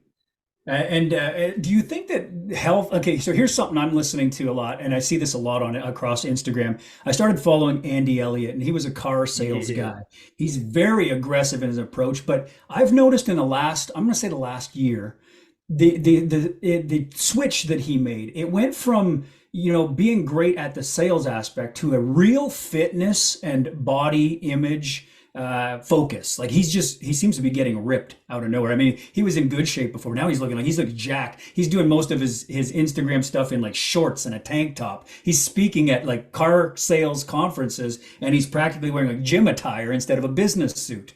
And he's just talking about like, he's asking guys like, take your shirt off. You know what I mean? And like, let's see what you look like. And he's having them take it off and he goes like, looking like that, do you think someone's going to buy the credibility? Now, again, like, what do you feel about that, DeShawn? Do you think that the businessmen should be putting their health obviously on the top pedestal here? And would it accelerate their business? Would it generate more sales? Do people judge when they look at you, DeShawn, as a fitness or as the person they're buying from? Do they see past that and just buy the product? What are your thoughts on all of that, if we could kind of frame that in your mind? People hate the truth, and that's what's crazy. Andy's slapping you with the truth just like David Goggins is doing. If you're fat and you know you're fat, accept that you're fat. You need to understand that. You need to look in the mirror and understand who you are and how to get better. If you and I are walking down the street, me and some super skinny looking dude, we're both wearing the same attire, and someone comes to rob us, they're going to rob you over me because I am in shape and I'm going to look big and scary, right? So you have build a strong body to fight off the predators and then a strong mind to fight off yourself. It's very important that you're in shape. It's only going to benefit you. I see videos all the time that disgust me of like, there's this one video I watched the other day. This lady, she was getting ready to put her baby in the car. She's fat and obese and the cart starts to slip away and is falling into traffic and she slips and falls and she's too big. She keeps trying to get up, but she's too big and the baby's going right for traffic, right? Luckily, a bystander come by and stops it from happening. But just in general, it's situations like that. It's better to be in shape, be able to get up off the ground, go grab it, stop that from happening. It's better for that. And also as an image, you're going to buy from me over buying from somebody who's big and obese because one, you're going to understand I have one thing that he doesn't, discipline. I'm obviously disciplined. That's why my body looks like this. That's why I look like this. That's why I speak the way I speak. I think before I speak. A lot of the time, these bigger guys, hey, they're probably lazy. And people, if you think people don't judge you, everybody judges you. That's a part of our nature. We had to judge because back in the day, if we were in the woods, we hear a sound, we see something, and it's a freaking tiger. You need to know, is that beneficial or is that thing going to eat me? So everybody's judgmental. They try to say not to be, but no, judging is important. It lets you know whether a guy's hostile, whether they're not. So I think it's beneficial to, yes, be in shape. Everyone's going to take you differently. They're going to understand your discipline. They're going to probably listen to you better than they are if you're obese. That's great. So the guys listening to this who are business individuals, we're talking about the fitness and business relationship here. And we want to make sure that you're understanding that fitness and your image is going to be judged, and that's going to be natural. That's not something that we can avoid. It's going to be, when I look at Coach Aaron, I'm going to be seeing a specific thing. And I think if this guy's out of shape, how can he teach me fitness? He can't even get his own fitness together, right? And I think about mechanics, and I'm like, I've seen a lot of mechanics who are very good at fixing your car, but they drive an absolute piece of crap. It backfires going down the street. It's got a gas cap missing. I mean, it just looks terrible. And they're like, I'm too busy to fix my own. I'm busy fixing everybody else's. right? And so they drive this and they're like, "Are you sure that guy can fix your vehicle? He doesn't, he Yeah. doesn't appear to know how to fix his own." So sometimes I guess it could go both ways. In that case, that he'd be good at fixing it, but doesn't take the time to fix his own. But you're saying we always need to make time to fix our own first. Put your own mask on, save yourself first. Is that right? Yep. Cool. It's here's a way I kind of word it too. So another analogy for you. Imagine you're about to date a girl, right? You're single, you and this girl are start dating. You just had a bad relationship, you're broken up. So now imagine yourself as a puzzle piece and your pieces are broken up, right? They're broken, they're on the floor. She's broken from her last relationship. And now you guys are both broken. You guys are going to think, oh, you know what we're going to do? Two broken people, we're going to build each other and help that.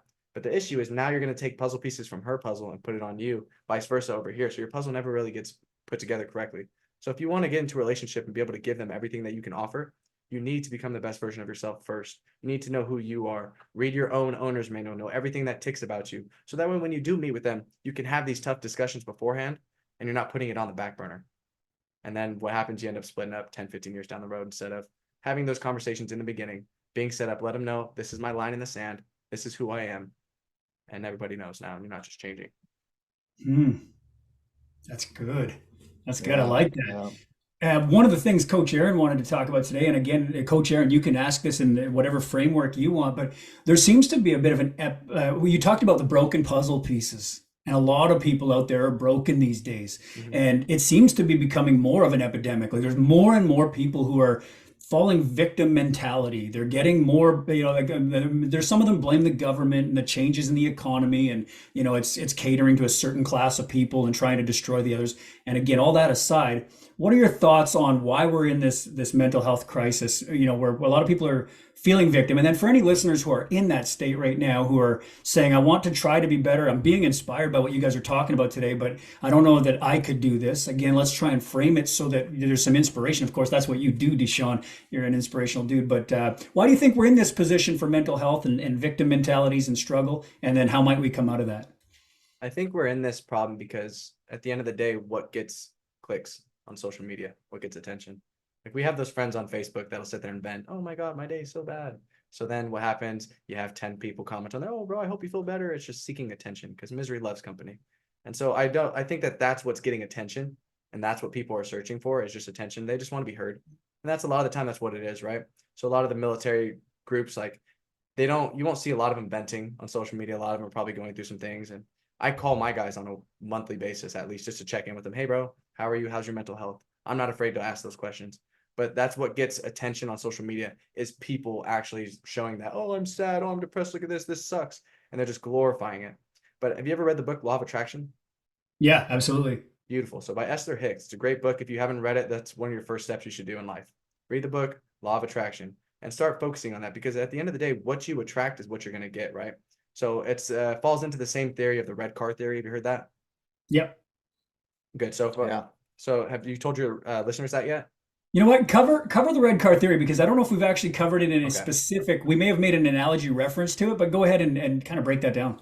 So the red car theory is the idea that if I was to ask you, Aaron, so on your way to, let's say, Cobb, and let's say you just drove to Cobb, and I was to ask you, how many red cars did you see? Probably wouldn't be paying attention and seeing any of them. Good. Good. And why is that? So, and now if we were to shift that and I was to tell you, "Hey, I'll give you $100 for every red car you see on your way to Cobb," you'd probably see every red car, right? Hell yeah. So that's the idea. A lot of us aren't looking for the opportunities. We're just kind of on autopilot coasting through life. We're letting social media control our minds. We're letting ourselves just happen. Whatever happens is what happens. We're not controlling what we want. So if you start thinking about what you want, "Hey, I want to start a business." Well, how do I start a business? I have to find a problem. So if you start searching for that, you'll see that everywhere. There's so many business opportunities. There's so much money to go around. People don't realize it's not that complicated, but you have to look for it first. You have to be ready for it to come to you. And that's what it's talking about. It's kind of like the universe is going to give what you put in, right? So if you're a good person, good things come to you. If you're going to be a negative person, you're going to cry about yourself stubbing your toe. And then a little bit later, you're going to run into the door. You're going to get irritated. Someone's going to cut you off. And it's just negative things compounding. It's the same aspect with this law of attraction. You can attract positive things compounding. My life's awesome. I say it all the time. I'm beyond lucky. I'm beyond blessed. Life treats me so well. I'm the luckiest person you'll ever meet. I say that all the time because, dude, good things just happen to me all the freaking time. And so I think that's a big thing people need to take an advantage is start speaking highly of yourself. Look in the mirror, tell yourself the truth. If you're fat, tell yourself you're fat, but tell yourself what you want though. I want to be better. I'm going to get better. So from the want to the going, and start doing it every day. It's not going to happen fast. It's going to be slow. It's going to be painful. It's going to suck. It's going to be miserable. But that's what's great about it. Because if it was easy, everybody would do it. Yeah. So true. Incantation. Coach Aaron, how do you want to frame that? Because I know we wanted to ask about manifestation and incantation. How would you frame that question? Well, just what you focus on expands is exactly what he's talking about, and kind of along the same lines. And going back to the burpee challenge, another question I had for him real quick too is like, Mhm. what is your mindset when you're in those challenging situations doing the burpee pull up and your freaking hands are bleeding and you're at, rep number 400 and you still got another 173 to go and you're just like body's hurting. Like, what are you saying to yourself to keep that positive mindset when the little demon comes in and says, "Ah, man, you can just fucking quit if you want to," you know? Yeah, I have a few things I say to myself. One of them is good. Every time something bad happens, good. Like in the military, that's our slogan is, oh, good. So we're gonna get out there. They're gonna be like, okay, cool, guys, show up to the armory at 0400, but we don't draw rifles till 0715. Oh, good, good, great. Every problem it's gonna happen. With every problem, there's a new opportunity somewhere. You just have to look for it. So good, we're gonna get there a little bit earlier, but now I get to train my guys a little bit more before we get set up there. So it's all a mindset thing. When I'm going through that painful shit, I'm just sitting there smiling in my head. Good. Lesser men have done less. I plan to get this. I'm going to keep going. I'm not going to stop. I'm going to keep pushing. At the end of the day, just manifesting it in. It's going to happen. Keep going. Don't stop. One more rep. One more rep. Especially like in the military, you'll go on like these hikes that are outrageous. Maybe it's a 20K, 25K, whatever it is, with all this weight on your back, and you're sitting there crying, bitching, and moaning. You're mad. And then you look to your left, and there's a guy smaller than you pumping the same amount of weight. It's like, why am I crying? People have been through so much worse than what I'm going through right now. Suck it up. Build that Mhm. well resolve a little deeper. Quit crying. It is what it is. It's gonna suck. Nobody said life is supposed to be perfect and beautiful all the time. It has to suck because with misery comes joy, and there wouldn't be any joy without pain. You wouldn't understand light without dark. You need these things to make it understandable. Nice. I That's love that his incantation is just good. That's like mine. Like mine are like less than 3 words, like "I got this," or something short and sweet. Something you don't have to like think about. It's just like your go-to. Good. Bring it. You know what I mean? That's awesome. Throw me to the I've got wolves. a uh, Yeah. I've got a boxing student over in the United Kingdom, and they listened to one of our last episodes, and that was actually the takeaway from the whole episode was Coach Aaron saying, "I got this." That's the incantation. He said, Mhm. "That was just something I've never really heard and simplified to that degree." And he said, like as a fighter and this was the father of the fighter, he had listened to it with my young fighter. They listened to the podcast together on their drive, and he said that was the takeaway, man. It was that incantation of simplifying, turning every situation into, I got this. Why am I questioning it? Why should I be getting caught up in all the little small nuance of all of it and just focus on I got this? And something even more simple is to put it into like, good, turn every bad into an opportunity. Good. I'm glad that happened. It's an opportunity for growth. I think that's so awesome. On the manifestation part of it as well, I noticed, Coach Aaron, you had mentioned you guys grew up in the same town, right? From the same place? Yeah. And you saw a lot of friends fall prey to drugs and bad lifestyle. And maybe again, that might be something they're incanting to themselves regularly about who they are. They're a loser. This is who the drug life is all they know. I'm not sure. I'm not sure if that's the mindset because that's not the path that I was down. But Coach Aaron, you can speak more to that because you had friends who went through that journey personally. And then we'd like to get DeShawn's thought on like, did you observe any of that in your generation growing up as well? Yeah, real quick, like when I grew up, there's several years between us, so like, but we come from the same place. And when I was growing up, this place was just infested with like just drug overuse in the schools, like real big methamphetamine, speed problem, cocaine. And I think it's still probably pretty prevalent. So I know that I lost a lot of friends to like overdose or like suicide or going to jail and stuff. Like a lot of my good friends are just gone now. And I was wondering if he kind of experienced a lot of that same stuff growing up, and I don't think you fell prey to getting into that drug scene like I did at all. Mm. So maybe what was the difference in like kind of like, you know, first of all, did you see that growing up yourself? Was that still kind of prevalent? Yeah. And if so, kind of like how did you keep yourself from getting there? So maybe some of our listeners that are going through the same experience can kind of, shy away from that. I definitely think that any kid can be manipulated, right? They're just not wise yet. They don't have that wisdom. But I do think I had a different mindset as a kid growing up. So I was never really too interested in it. Like, yeah, I like to party, I like to drink, I like to, go smoke some weed when I was younger. Like, yeah, that's what I used to do. But not so much as like I never was interested in, oh, let's take shrooms. Oh, let's do some LSD. Oh, let's possibly, I'm cool off all that. I just don't need that. And I think I just got lucky. Maybe I just, like I said, I was just a little bit wiser than they were. I just didn't see the benefit in it. Didn't ever really want to get into it. I knew a lot of people that were doing it, but just wasn't my thing. So maybe I'm lucky. Maybe I just, I don't know. I was in the right area to do it, if that makes sense. Like I hung out with a lot of kids that were doing those things, but I just separated myself away from them. Just didn't see the juice wasn't worth the squeeze. Yeah, we use that too. I love that saying, and I think we used that on a recent episode. Actually, I was trying to get it right. I was like, "Is that how it said, Aaron? Juice worth the squeeze?" So, Good old Chael Sonnen. yeah, I've heard a lot of people Yeah. using Bad it. guy. Yeah. We've spoken directly about this whole drug, and we always say you become the product of the 5 people you surround yourself with, and you know that it seems to be you'll be the 6th in whatever circle you follow. And I think that brings us to the conversation of maybe role models. DeShawn, you've got this mindset, and we've made it very clear over the last duration of this podcast that your mindset is like very, very high achieving. Set your mind, set your goals, get your mind in a positive state. Where did that begin? Where did that come from for you? Like you were just born and that was it? That's your belief? Or did you have a father figure? Because a lot of guys listening to this go, hey, my dad was a piece of shit. He beat my mom. He abused me. I'm a victim. And they make that their life story and they follow that path and they become an abuser. They abuse drugs. They abuse spouses and children and everything else. What was your upbringing? Did you have a role model who was very influential in this, or did you form this yourself? Tell us about that. I would never talk down on family members and things. So I do believe that I don't think I had that role model. Nobody I know growing up was like who I am today. So I didn't take inspiration from family members or anything like that. I just knew that what this life that we have now is not what I want for my family and my kids growing up. I want it to be better. And so that's kind of the mindset of what it was, is I'm not going to listen to somebody tell me how to live my life when the life that you're living is not beneficial. It's like a teacher trying to tell you how to make $1 million when she's driving a Camry. You don't know what you're talking about. That's an issue I had with schooling too. You'll go to school to learn how to do a job, but they're not teaching you how to do the job. They're just teaching you a book. And then when you get to the job, you're doing something completely different. And that's it's hard to listen to somebody that doesn't know what they're doing. And so I didn't take inspiration from anybody necessarily there. I wasn't into comic books or anything that really had a good, strong leader growing up to watch after. I think maybe I was just searching for one. So maybe that's what benefited me, just always searching for like, dude, who could I emulate? And that's probably when I started to fall in love with like listening to people like Goggins, the mindset. I love that. I'm very attracted to the mindset aspect of everything. Cameron Haynes has a great mindset. Jocko Willink, all these military cats. I didn't start listening to them until probably like 6 years ago though. But more so, that's more new for me. I never really had a role model that I can say.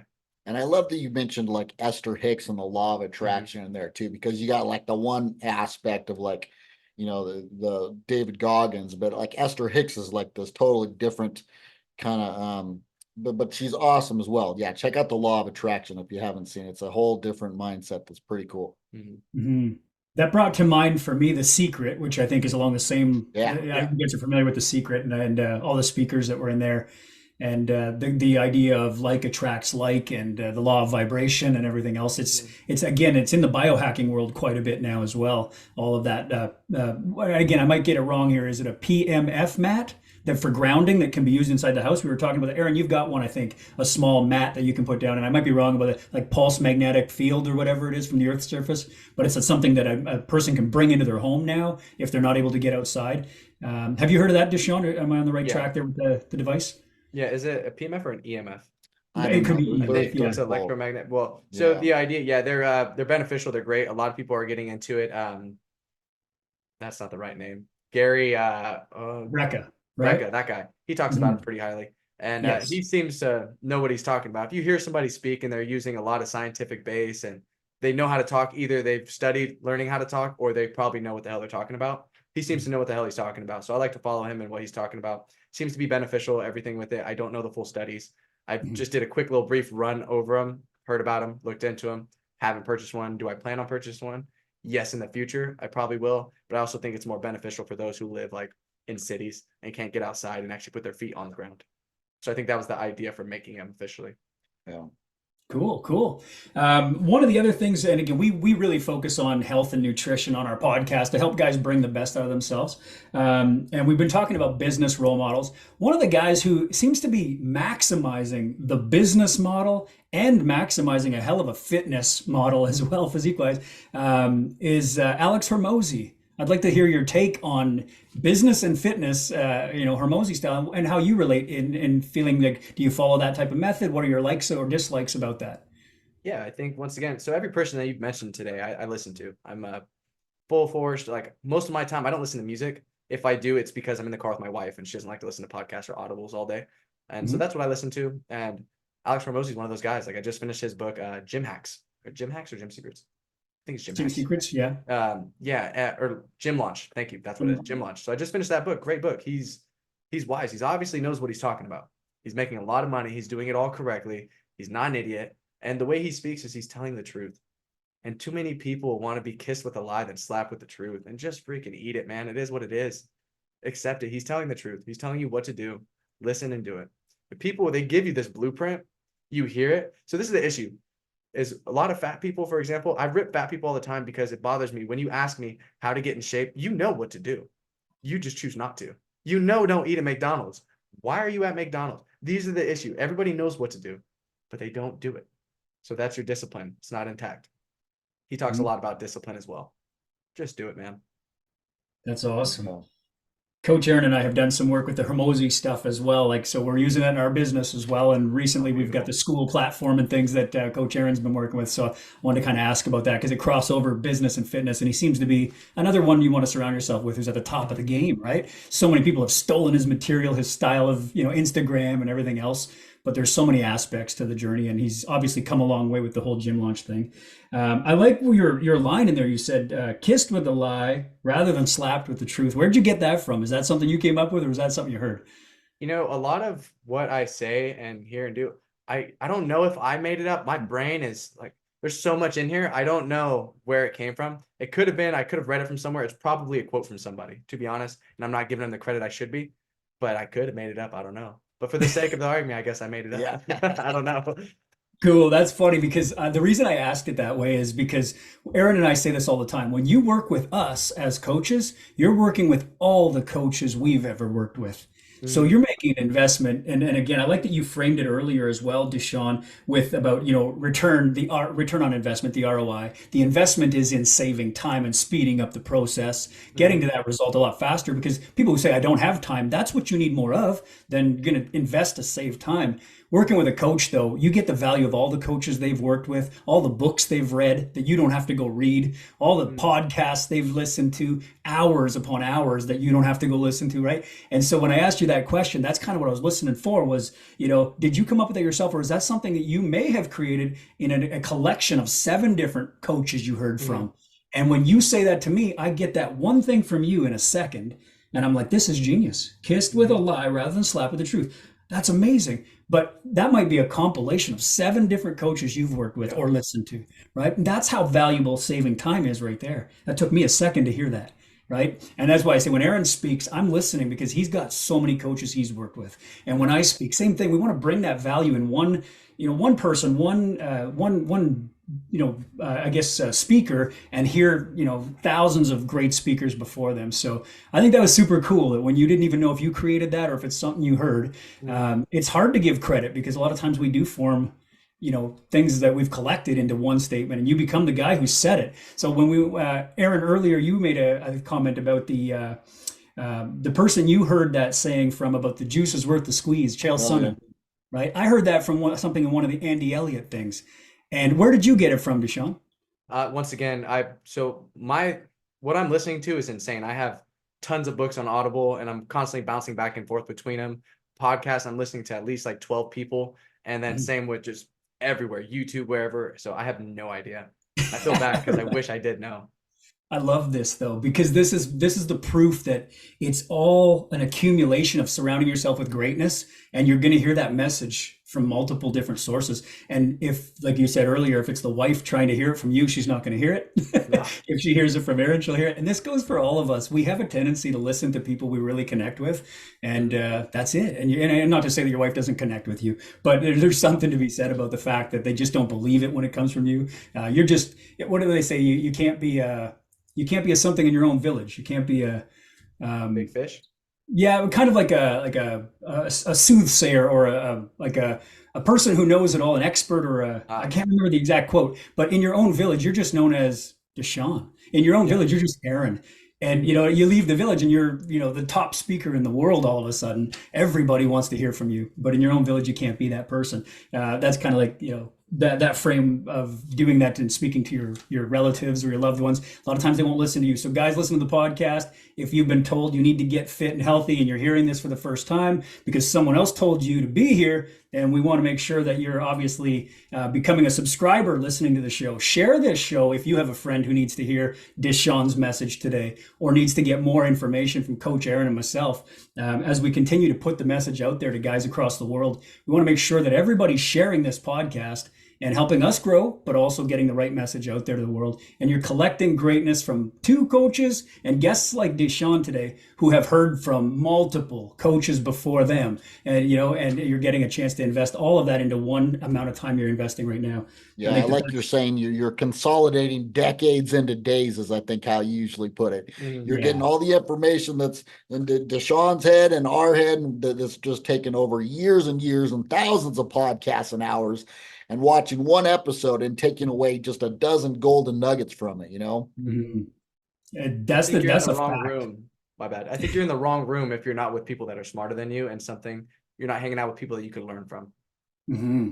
That's a good point too. I've heard that before. If you're the smartest person in the room, you're in the wrong room. Yeah. It's continuing to grow. And if something's not growing, it's dying, right? Mm-hmm. So always looking for growth. That's the key. And I've always heard the 1% better, the one more rep. Ed Mylett uses the one more as a concept. That's his book, as his concept. And these are great leaders. These are great people doing great things. And guys listening to this, you don't have to look at just us as great guys and leaders, but we're trying to tell you that we're bringing in from all over the place, all that information, those great leaders. So DeShawn, the last part of all our interviews, unless Coach Aaron, there's something else we've missed that you really wanted to dive into before we get to the final thought and the final closing. Is there anything that you wanted to ask? I think we've covered a ton, brother. I think we're good. Yeah. So much greatness in here. So we're going to give DeShawn the floor here and give him a chance to leave a message with all of you, the listeners out there, and what it would take to become the ultimate man, and his thought on at least 3 things that are actionable or something you need to get started on focusing on.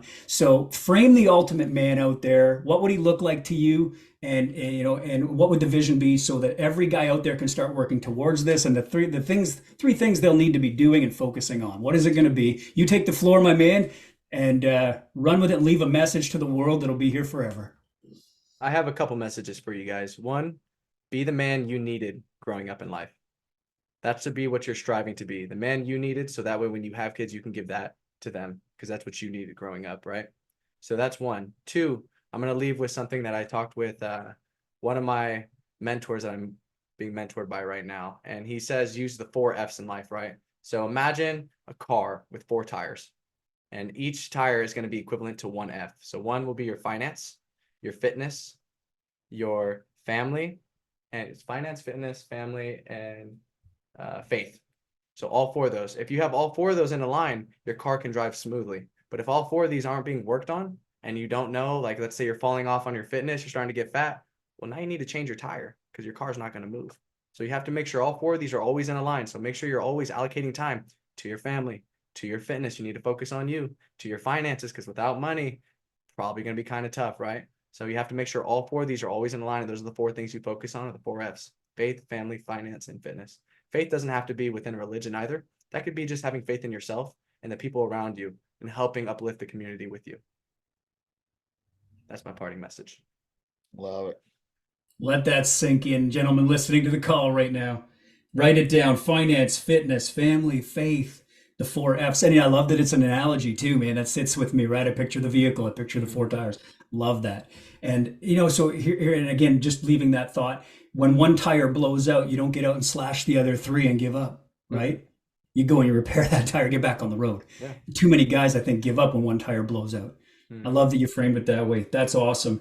And be the man you needed growing up. That's so deep, man. I think that's really important.